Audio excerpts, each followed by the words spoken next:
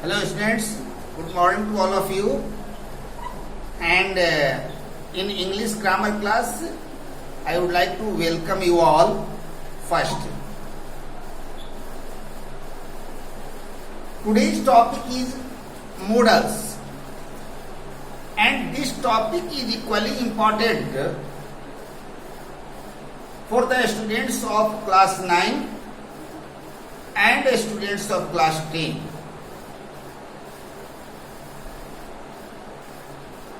According to the syllabus prescribed by the CBSE and authorized by NCERT, in grammar, this is the first topic. Modal is the first topic and the most important topic too. So, this class is for students of class 9 and equally important for students of class 10. Actually, models का relation verb से है, and several time I have already declared this and discussed with you that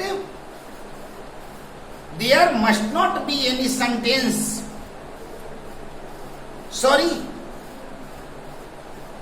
can't be imagine you for any sentence which have no verb. Verb के बिना कोई sentence बन ही नहीं सकता. If only one word used as a sentence to address which is and which expresses clear meaning, that is verb. For example, come, sit down, stand up. These are single word sentences. But what words are used for these sentences are verbs. Sit down, stand up, come, go out, like this. So you can't imagine a sentence without a verb. You can write a sentence without any other parts of a speech. Like without noun, you can write sentences. Without pronoun, without adjective, without adverb, without preposition, conjunction, interjection. You can write a sentences, you will speak sentences, but you can't write any sentence, you can't speak a sentence, you can't imagine a sentence without a verb. And the topic modal is related strictly with verb. तो हम लोग verb की चर्चा पहले करेंगे. ऐसे पिछले कई वर्षों से आप लोग वर्ब्स के विषय में पढ़ते आ रहे हैं. What is a verb, and here I did not to discuss about a verb, what is a verb and define a verb.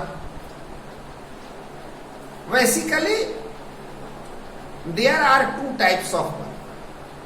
There are two classifications of verb. यदि सारे वर्ब को आप क्लासिफाइड करते हैं, ग्रुपिंग करते हैं, तो दो ग्रुप में रखेंगे, आप दो क्लास में रखेंगे. एक टाइप का ऐसा वर्ब होता है जिसका नाम है लेक्सिकल वर्ब. ये देखिए लेक्सिकल वर्ब, जिसको आप कॉमन वर्ब भी कह सकते हैं, ऑर्डिनरी वर्ब भी कह सकते हैं. और ये देखिए to eat, to go, to write, to run, to laugh, etcetera. ऐसे जो वर्ब होते हैं इसको लेक्सिकल वर्ब कहते हैं. क्यों? क्योंकि ये सारे वर्ब का फॉर्म चेंज होता है. ये सारे वर्ब का फॉर्म चेंज होता है, और वो होता है, आप जानते ही हैं, V1, V2, V3,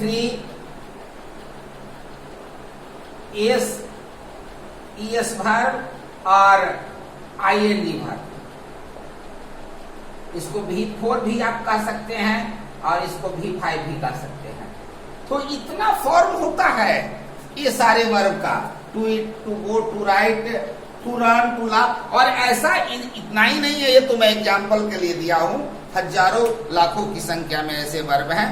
तो ऐसे वर्ब जिनका ये 4-5 फॉर्म होता है, ऐसे वर्ब को हम लेक्सिकल वर्ब कहते हैं। यानी इसका फॉर्म चेंजेबल है, चेंज होता है टेंस के अनुसार, मूड के अनुसार, आदि के अनुसार। यहां पर ध्यान देने की बात जो एक और है कि लेक्सिकल वर्ब में भी आप कुछ ऐसे वर्ब हैं जो V1, V2 और V3 तीनों एक ही होता है, जैसे रन रन, रन रैन रन, या रीड रीड रीड होता है ना। लेकिन इसमें भी V4 और V5 तो होता ही है ना। ये टेंस पर डिपेंड करता है और मूड पर डिपेंड करता है। तो ऐसे वर्ब जिनका ये फॉर्म्स होते हैं, चेंज होते हैं, फॉर्म रूप चेंज होते हैं, ऐसे वर्ब को लेक्सिकल वर्ब कहते हैं। और ये ऐसे सारे वर्ब एक कैटेगरी में रखा जाता है, एक ग्रुप में रखा जाता है। स्टूडेंट्स, दूसरे क्लासिफिकेशन में यानी दूसरे ग्रुप के वर्ब्स होते हैं, इनको ऑक्सिलरी वर्ब कहा जाता है। ये जो है सो ऑक्सिलरी वर्ब है। आप शुरू से ही जानते हैं ऑक्सिलरी वर्ब में आता है, इनका नंबर लिमिटेड है, सीमित है। आप उंगली पर गिन सकते हो। देखो, is, am, are, was, were, had, have, had, do, does, did, फिर can, could, may, might, shall, should, will, would, must, ought to, use to, need, dare, having, been, being. एक गिना हुआ है, उंगली पर गिनी हुई है वर्ब्स हैं, लिस्ट है, लिमिटेड नंबर में है ये सारे वर्ब्स। तो ऐसे वर्ब को, ये सारे जो वर्ब हैं ऑक्सिलरी वर्ब कहते हैं। क्यों? क्योंकि ये वर्ब सेंटेंस का या दूसरे वर्ब का, ऑर्डिनरी वर्ब का mood, tense, voice, expression, intention को एक्सप्रेस करने में उनको हेल्प करते हैं, उनको हेल्प करते हैं। अब ऑक्सिलरी वर्ब के भी दो तरह से होते हैं। कुछ ऐसे ऑक्सिलरी वर्ब्स हैं जो दो तरह से यूज होता है, जो दो तरह से यूज होता है, जिनको प्राइमरी ऑक्सिलरी कहते हैं। जैसे देखिए, ये verb to be, verb to have, verb to do, is, am, are, was, were, has, have, had, do, does, did. ये सेंटेंस में सिंगल भी आते हैं, इंडिपेंडेंटली इनका एग्जिस्टेंस होता है और ये मीनिंग कंप्लीट करते हैं। जैसा एक सिंपल सा एग्जांपल मैं दे रहा हूं, इज का लीजिए, या किसी का आप ले सकते हैं। तो यहां पर लिखिए, राम इज अ बॉय, और Ram is reading a book. ये आप देख रहे हैं ना। यहां पर इज के सेकंड सेंटेंस में जो इज है, ये ऑक्सिलरी वर्ब है, और इसके साथ एक लेक्सिकल वर्ब का है, V5 भी है, आईएनजी फॉर्म है, लेक्सिकल वर्ब का आईएनजी फॉर्म है। ये ऑक्सिलरी वर्ब इज है और इसके साथ लेक्सिकल वर्ब का आईएनजी फॉर्म है ना। या ऑर्डिनरी वर्ब का आईएनजी फॉर्म है, जिसको V5 भी आप कर सकते हैं। यहां पर एक चीज, कहीं कहीं टीचर्स लोग V5 भी कहते हैं, और जो V4 SEIS वर्ब को कहते हैं, कहीं कहीं इसको उलट कर करके आईएनजी वाला के V4 कैटेगरी में रख देते हैं लोग, और SEIS का V5 में रखते हैं। तो इसका कोई स्ट्रिक्ट ऐसा रूल नहीं है, ये अपनी सुविधा के अनुसार लोगों ने ऐसा बना लिया है। तो राम इज रीडिंग, यहाँ reading lexical verb to read का V5 है, और ऑक्सिलरी वर्ब आया है इसके टेंस को बनाने के लिए, टेंस एक्सप्रेशन के लिए। लेकिन यहां पर देखिए, इज ऑक्सिलरी वर्ब तो है, लेकिन ये इंडिपेंडेंट आया है, इसके साथ कोई भी लेक्सिकल वर्ब नहीं आया है, इसके साथ कोई भी लेक्सिकल वर्ब नहीं आया है।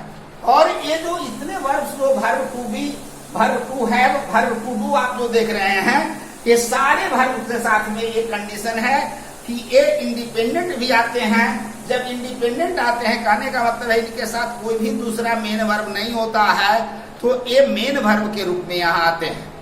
ऑक्सिलरी वर्ब तो होते हैं, लेकिन ये इनका एग्जिस्टेंस यहाँ इंडिपेंडेंटली है, इंडिपेंडेंटली एक्सप्रेशन इनका है, ये मेन वर्ब का वर्क कर रहे हैं, मेन वर्ब का फंक्शन कर रहे हैं। दूसरे सेंटेंस में लेक्सिकल वर्ब के भी 5 फॉर्म के पहले आए हैं जो वर्ब।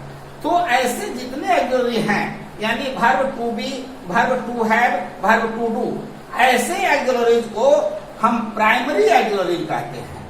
ऐसे ऑक्सिलरी को क्या कहते हैं?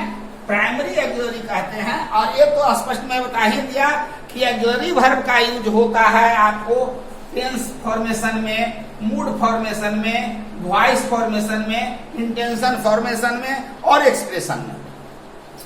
तो ये सारे ऑक्सिलरी वर्ब जो हैं, इनको प्राइमरी ऑक्सिलरी कहते हैं। दूसरे तरह के कुछ ऐसे ऑक्सिलरी वर्ब्स होते हैं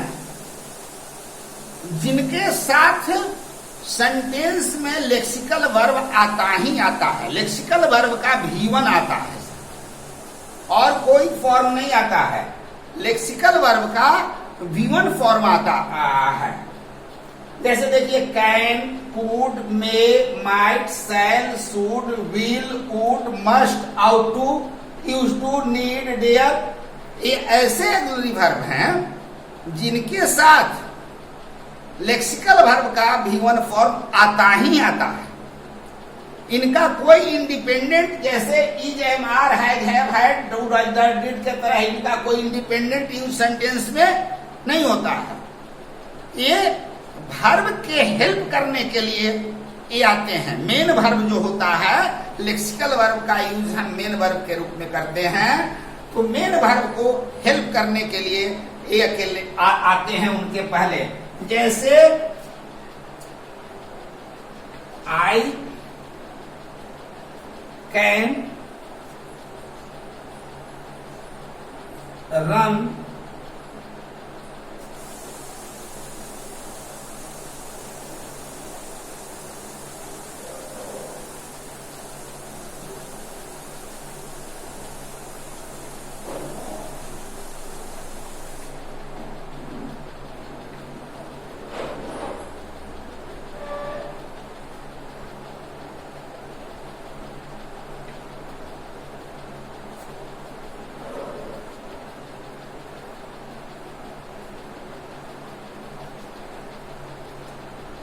I can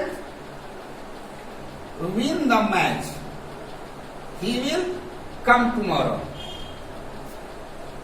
तो ये दोनों जगह पर आप देख सकते हैं, कैन के बाद विन आया है, V1 आया है, विल के बाद V1 आया है, लेक्सिकल वर्ब आया है। केवल आई कैन टुमारो ऐसा नहीं हो लिख सकते हैं। आई विल सेल के बाद भी लेक्सिकल वर्ब या मेन वर्ब आता ही है, और प्रायः V1 ही आता है, V2, V3, V4, V5 नहीं आता है। तो ये जितने भी हैं, can, could, may, might, shall, should, will, would, must, ought to, use to, need, dare, ये जितने वर्ब्स हैं, इनके साथ V1 आता ही आता है। और ये V1 को मीनिंग को कंप्लीट करने में, उसके टेंस को कंप्लीट करने, मूड को कंप्लीट करने में, इंटेंसिटी बताने में उनका हेल्प करते हैं। इसलिए इनको हेल्पिंग वर्ब भी कहते हैं। और इन्हीं वर्ब को मॉडल्स के रूप में हम जानते हैं। यही मॉडल्स वर्ब होते हैं, मॉडल्स वर्ब यही होते हैं। इनके साथ इनकी कुछ विशेषता है। सबसे पहले तो देखिए, इनकी पहली विशेषता है कि मॉडल्स का यूज केवल हेल्पिंग वर्ब के रूप में आता है, मेन वर्ब के रूप में इनका नहीं होता है। प्राइमरी ऑक्सिलरी जो है इनका मेन वर्ब के रूप में यूज होता है, लेकिन मॉडल्स का यूज, या इनको कहते हैं मॉडल्स का यूज हेल्पिंग मेन वर्ब के रूप में नहीं आता है, ये केवल हेल्पिंग वर्ब के रूप में आते हैं। दूसरी विशेषता है कि इनके बाद केवल V1 का प्रयोग होता है। इसमें कहीं कहीं एक्सेप्शन है यूज टू और नीड का, हाउ टू और यूज टू का, लेकिन इनके बाद भी V1 का ही प्रयोग होता है, V2 V3 का प्रयोग नहीं होता है, यूज नहीं होता है। ये दूसरी विशेषता है। जिस सेंटेंस में ये मॉडल्स आते हैं उस सेंटेंस का निगेटिव बनाने के लिए इनके पहले जस्ट बाद नॉट लगा देते हैं। जब हमको उस सेंटेंस का निगेटिव बनाना होता है तो मॉडल्स के तुरंत बाद नॉट का यूज कर देते हैं। लेकिन इंट्रोगेटिव फॉर्म में नॉट जो होता है सो मेन वर्ब के ठीक पहले आता है, और जब इंट्रोगेटिव बनाना रहता है तो मॉडल्स को हम सब्जेक्ट के पहले बिफोर प्लेस्ड कर देते हैं। समझ गए ना? WH क्वेश्चन से इंट्रोगेटिव बनाना होता है तो मॉडल्स को ठीक WH क्वेश्चंस के बाद और सब्जेक्ट के पहले प्लेस करते हैं। तो ये है मॉडल्स। आज हम इस वीडियो में इतना चर्चा करते हैं। नेक्स्ट वीडियो में अब मॉडल्स का इंडिविजुअल यूज, पार्टिकुलर, जैसे कैन का यूज कहाँ होता है, कुड का यूज कहाँ होता है, कैन और कुड में डिफरेंस क्या है, ये सारी नेक्स्ट वीडियो में हम लोग चर्चा करेंगे। Thank you very much.